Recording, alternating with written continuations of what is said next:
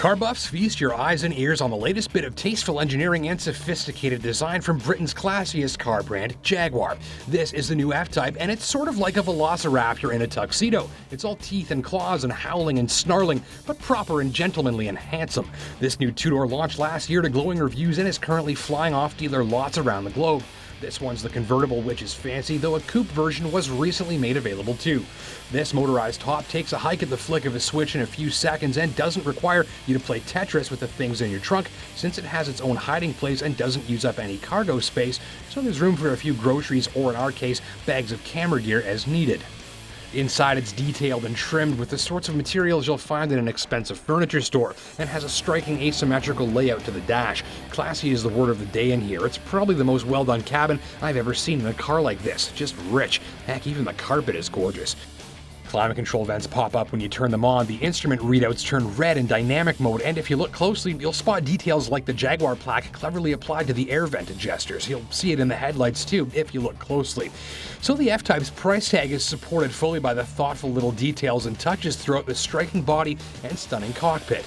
There are even some thoughtful touches in terms of how some of the features work on this thing, like it remembers if you left it in, say, dynamic mode, or what mode you left the exhaust in, or whether you've turned eco mode on or off, or how you left the spoiler. A lot of cars with these features, you got to kind of go in and turn them back on every time you start the engine. This one remembers, and actually when you put it in park and take off your seatbelt, it shuts the engine off, assuming you're going to leave. In fact, it's so thoughtful, they even include this bottle of luxury leather cleaner, which is good if you, say, get nuked from orbit by a seagull, which in a convertible is a legitimate concern. Now, I don't know if you can see this little spot back here, but I actually had a close call with that earlier today.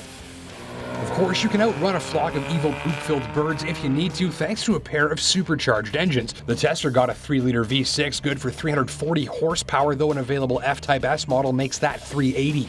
Go for the big boosted V8 and you get 495. Even with this little engine, though, my Tester was a rocket. Creamy smooth torque everywhere, loves to work, and leaps ahead at every squeeze on the throttle. It should be all most drivers will ever need.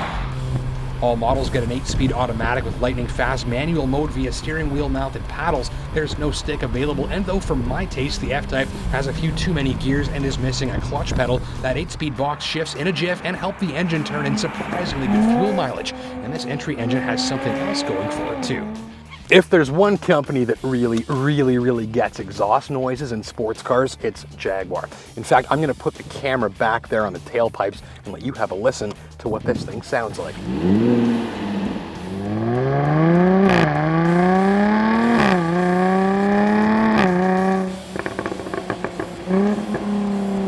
If somehow that noise ever gets old, you can switch dynamic mode off, which quiets the exhaust, calms things down, and readies you for a lengthy drive in completely refined and relaxed comfort.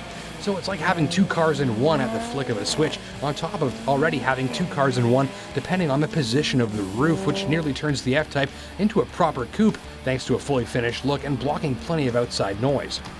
It doesn't sound like you're driving a big tent down the highway at speed. While there, the aerodynamics and clever seal and drainage system around the windshield keeps you dry even if it's raining a little, and if not, since the roof works at speeds up to 50 clicks an hour, you don't need to stop and put it back up, and then you get to accelerate again. However you drive it, the F-Type backs you up for absolute performance enjoyment. If you happen to take yours to a track, which you should, you'll find the brakes and steering in that gorgeous engine are all dialed in to work off of each other's capabilities beautifully. Brakes bite hard and fast with minimal pedal work. The steering is on the heavy side but quick for an easygoing but locked-on attitude, and even with velocities cranked past 150 clicks an hour around some bends, the chassis feels composed and predictable, not twitchy and intimidating. It's a confident playfulness here, and all of that with an appreciably good ride quality and noise levels, top up or down.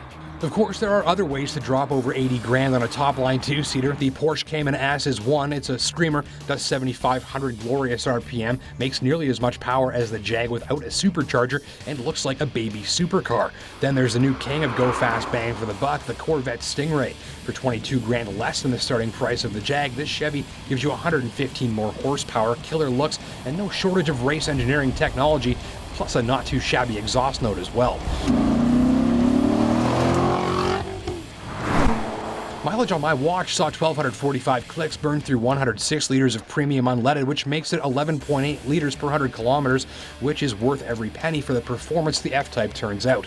So let's sum up this four-wheeled, two-seat, super classy, supercharged supermodel on wheels. What's hot? Great performance, that glorious engine sound, a slick driveline, a beautiful cabin, half-decent utility, and even surprisingly good gas mileage and ride quality are all big draws here.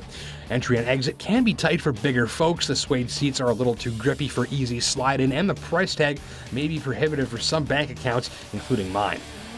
Those after looks, luxury, performance, and presence with maximum classiness, a great convertible roof, and a delightfully obnoxious exhaust note and dazzling cabin can check out the F-Type from 77. There's only one way to finish this episode, I think.